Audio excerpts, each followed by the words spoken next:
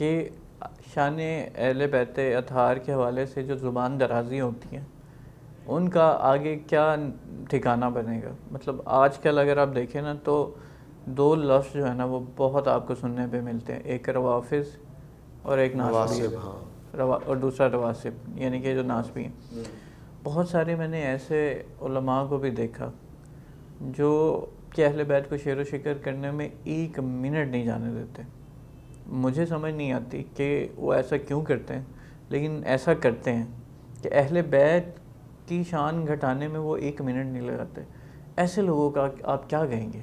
دیکھیں, میں آپ کی خدمت میں علی عرض کروں کہ کیونکہ میں نے کچھ کے ساتھ تو میرا انٹریکشن رہا, میں نے یہ بہت دیکھا کہ وہ اہل بیت کی شان گھٹانے میں کچھ بھی, مطلب ایک تو میں نے ایسا واقعہ بھی سنا کہ میں اب یہاں بیان نہیں کر سکتا, لیکن انہوں نے جو بولنا تھا انہوں نے بولا. توبہ توبہ.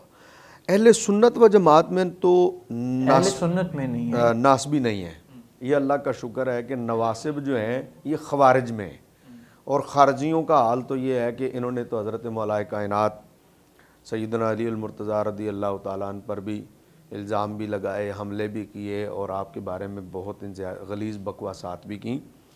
پھر جو نواسب کا طبقہ ہے, آخر اولاد یزید جو ہے وہ بھی تو چل ہی رہی ہے نا, تو آل یزید جو ہے اس نے بھی تو یہ والے کام کرنے ہی تھے.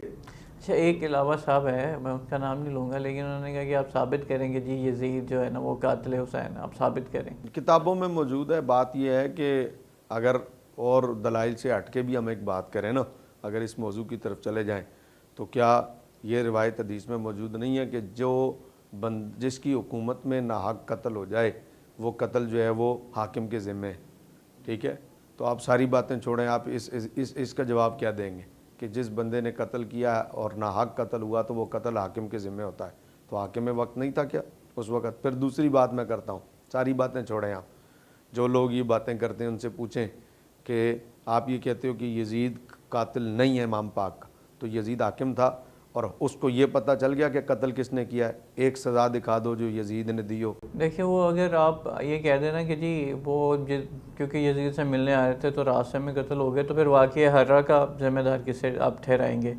پھر خانہ کعبہ پہ جو منجنیقیں چلائی گئیں ان یزید کی فوج کی طرف سے. دوسرا یہ کہ سزا, بات یہ کہ قاتل آپ نہیں ہو نا, تو جس نے قتل کیا ہے اس کو سزا دینا کس کی ذمہ داری ہے؟ کیا ایک وقوعہ بھی واقع ہوا ہے جس میں آپ نے سزا دی ہو؟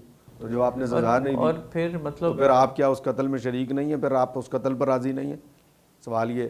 پھر آپ دیکھیں نا یہ لاشوں کی بے حرمتی, یعنی نعشوں کی بے حرمتی کا جو سلسلہ ہے وہ کب سے چلتا آ رہا ہے. جی ہاں, ٹھیک ہے, اور وہ جو سر مبارک سر اقدس لے کے جایا گیا, جی ہاں, کس لیے؟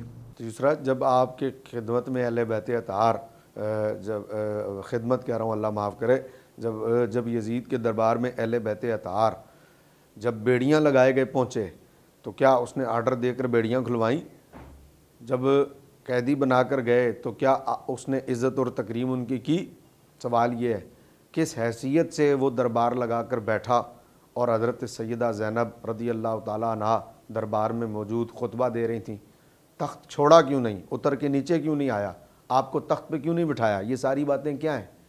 آپ کیسے ڈیفینڈ کر سکتے ہیں؟ میں یہی سوچتا ہوں کہ لوگ ڈیفینڈ کیسے کر سکتے ہیں؟ یہ تو دل کے مردہ ہونے کی علامت ہے علی بھائی, یہ تو دل کے مردہ ہونے کی علامت ہے. یہ تو بغض اہل رسول ہے بندے کے دل میں, تبھی وہ ایسی باتیں کر سکتا ہے, ورنہ قتل امام علی مقام کے بعد تو دل اس سوال کی طرف جانا ہی نہیں چاہیے کہ یہ ہے کہ نہیں قاتل یزید. اس سوال کی طرف جانا ہی اس کا مطلب ہے کہ آپ کے دل میں کوئی نرم گوشہ ہے اور معاذ اللہ اہل بیت اطہار کی بغض آپ کے دل میں موجود ہے. یہی اس بات کی دلیل ہے. تو یہ تو بد نصیبی ہے. موضوع ہمارا یہ والا ہوتا تو ہم اس پہ مزید گفتگو کرتے. ہاں ہم آگے جاتے. میں ویسے یہ کہہ رہا ہوں کہ آپ دیکھیں نا کہ ایک تو ہوتا ہے نا کہ چلیں آپ شان نہ بیان کریں, دوسرا مد مقابل شان بیان کی جاتی ہے. مطلب آپ کبھی اندازہ لگا سکتے ہیں کہ اہل بیت کے قریب ترین بھی کوئی اور ہو سکتا ہے؟ ان کے جو رتبے ہیں نا ان کا تو دیکھیں کوئی مقابلہ ہی ہوتا نہیں ہے نا.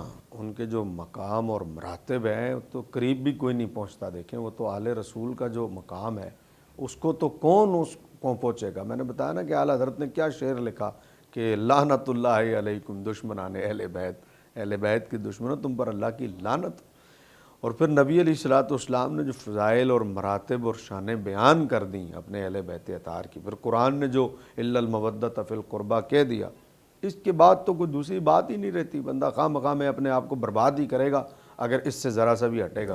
چلیں اب ہم ذرا ایک اور، میں چاہ رہا ہوں کہ ہم نا آج کے دن کے حوالے سے ایک اور بہت اہم واقعہ ہے حضرت فاطمہ سلام اللہ علیہا کے بارے میں، جو کہ مباہلہ کا واقعہ ہے.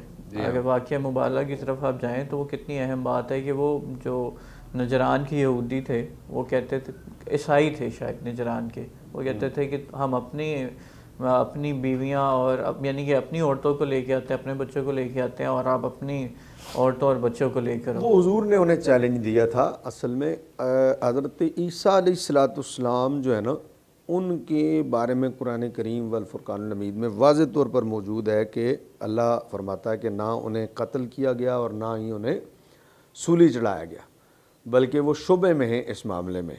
تو چونکہ اللہ نے ان کے بارے میں یہ فرما دیا، تو یہ جو عیسائی تھے یہ حضور علیہ الصلوۃ والسلام سے اس موضوع پر بحث کرتے رہتے تھے اکثر، اور یہ کہتے تھے کہ نہیں آپ کو قتل کیا گیا. تو چونکہ آپ فرماتے تھے کہ نہیں، تو پھر وہ جب نہیں مانے تو اللہ نے پورا واقعہ اس میں بیان فرمایا قرآن مجید میں کہ پھر آپ نے فرمایا کہ پھر لے آؤ تم اپنی بیٹوں کو اور میں لے آتا ہوں اپنے بیٹوں کو، اور تم لے آؤ اپنی عورتوں کو اور میں لے آتا ہوں اپنی عورتوں کو، اور تم لے آؤ اپنی جان کو اور میں لے آتا ہوں اپنی جان کو، ثم نبتہل، اور پھر مباہلہ کر لیتے ہیں. ہاں اب یہاں پر جو حضور علیہ الصلوۃ والسلام لے آئے تھے میدان میں، تو بیٹوں کی جگہ حضور علیہ الصلوۃ والسلام حسنین کریمین کو لائے. یہ ہماری بہت بڑی دلیل ہے کہ حضور کی آل جو ہے وہ حضرات حسنین کریمین سے اور حضرت فاطمہ الزہرا آپ کے صاحبزادگان سے آگے چلی ہے، اور یہی بیٹے ہیں. قرآن کہتا ہے کہ بیٹوں کو، تو بیٹوں کی جگہ آپ لائے حسنین کریمین کو، تو یہ آل رسول ہوئے اور نسل ان سے آگے بڑھی. اسی لیے آج تک سید جو ہیں وہ آل رسول کہلاتے ہیں. ٹھیک ہے، اور یہ کائنات میں کسی کا درجہ نہیں ہے سوائے فاطمہ الزہرا رضی اللہ تعالیٰ عنہ کے کہ ان کی اولاد آل رسول کہلائے. آپ دیکھ لیں، اور جب آپ نے بیٹوں کی جگہ آپ کو لایا، آپ نے کہا تم لے آؤ اپنی عورتوں کو، تو میں لے آتا ہوں اپنی عورتوں کو. تو عورتیں جمع ہیں، نساء کا لفظ ہے نا قرآن، تو نساء عورتیں جمع کا لفظ ہے نساء. اب یہاں پر لے کے آپ کس کو آئے تھے؟ حضرت فاطمہ. تو یہاں ہمارے بزرگ تفسیر میں لکھتے ہیں کہ پوری کائنات کی خواتین کی نمائندگی کر رہی تھیں حضرت فاطمہ الزہرا.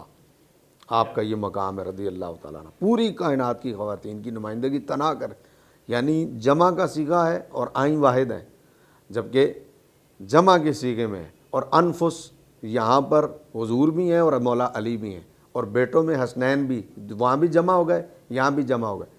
نساء میں واحد آپ ہیں، تو اب واحد ہو کر آپ جمع کا صیغہ آپ کے لیے یوز ہو رہا ہے. اس کا مطلب ہے کہ پوری کائنات کی خواتین ایک طرف اور حضرت سیدہ کائنات کا درجہ ایک طرف. آپ کا جو مقام ہے نا وہ کتنا بلند و بالا ہے، اس سے آپ اندازہ کریں.